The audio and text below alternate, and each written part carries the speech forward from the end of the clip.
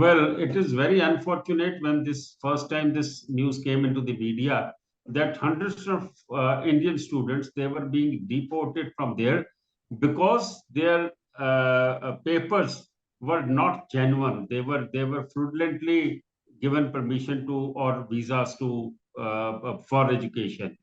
And I think the government of Canada, the way it treated the students in the beginning, there are so many flaws which I would like to bring before you through your channel to the masses also.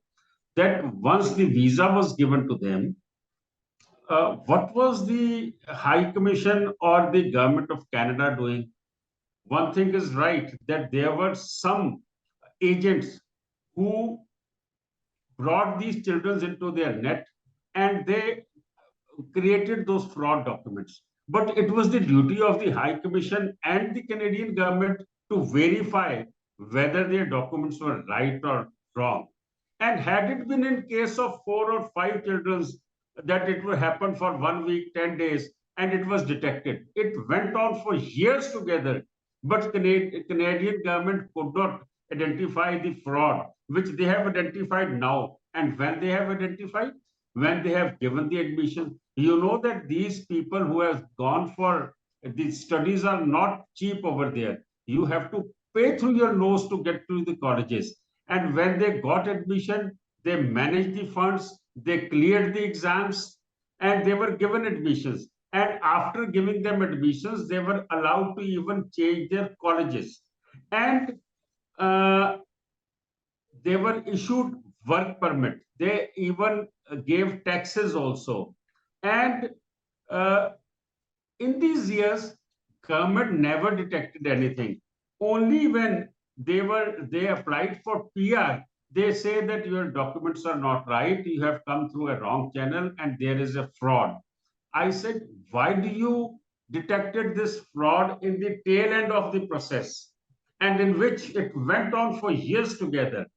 And these children, they have sold off their properties, their parents have given their savings to them and never kept anything for their old age, and now you are throwing these children out.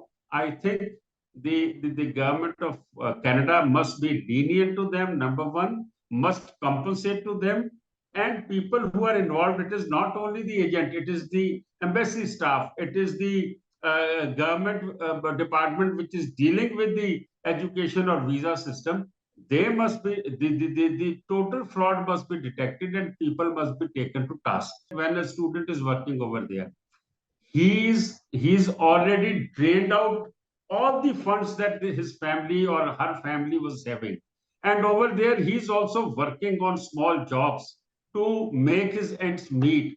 And when he knows that I have done my studies and now I am being deported, that means the 4 years or 3 years of life wasted, amount of money wasted, and where will he go?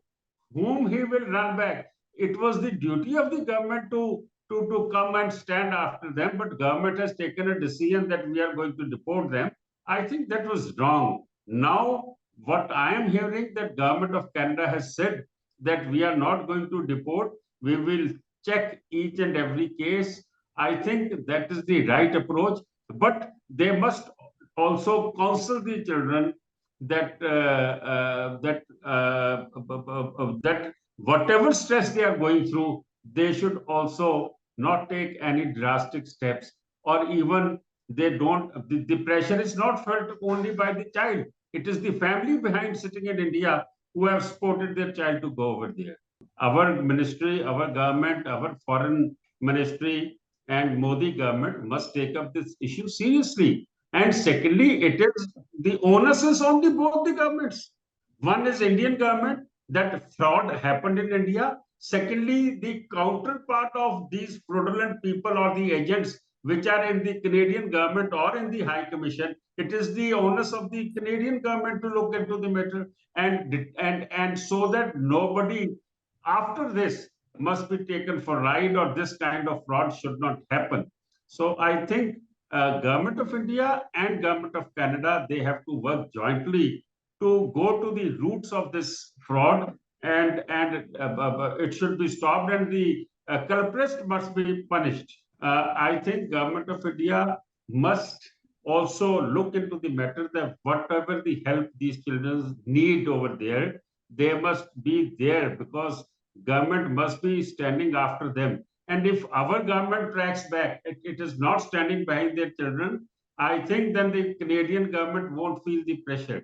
So it is the life of 700 or 600 students who have been studying there, who have spent their whole savings of their parents or sold their properties and went over there. It is their future, it is their career, it is their 4 years which they have put into it. I think Indian government should take up this matter very seriously and should talk to the top level. Discussion should be there by both the governments. The key issues are, if these children are deported from there, that means their degree is not worth anything, number one. If they come back over here, what will they do? How will they pay off their loans? Because all of them, many of them must have taken the loans on the studies, and loans are repaid when you are working over there. When you are not getting the work, you are not holding a degree. Who is going to give them job if they are deported to India? What will be the condition, financial condition or mental condition, or whatever condition you will say, that these families, these children will be in trouble. So I think they must be given jobs over there. They must be given work permit, and PR also should be given to them on special grounds, and must ensure that this kind of fraud must not happen again. Government of India must compensate them whatever loss they have met. The mental loss they cannot, the physical loss government cannot do, but financial loss, or support them to get a job. I think this is the job of the Indian government, because these children belongs to us. They are our families. They are Indians. They belong to India. So I think it is the responsibility of Indian government also to come out with a package how to help them. I think the kind of fraud which has been detected, they know that from where are the loopholes, where are the gaps which needs to be plugged. I think both the government should work in hand, and this fraud should be plugged on both sides, on Indian side also and on Canadian side also, so that no further students' future is at stake.